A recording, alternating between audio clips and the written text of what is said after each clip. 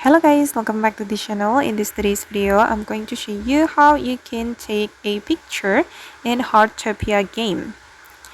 Okay, let's get into it guys. If you want to take pictures, you can go to this camera menu and you can unlock this feature after you reach certain level.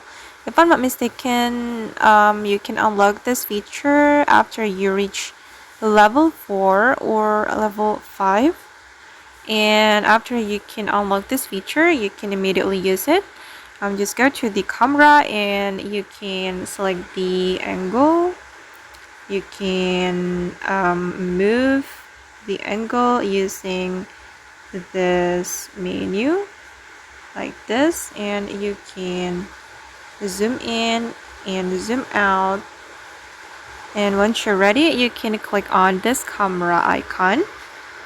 Okay, and then you can go to this menu and you can save it to your device or you can delete it. If you want to save the photo to your device, you can click on this icon, and if you want to delete it, just click on this icon like this.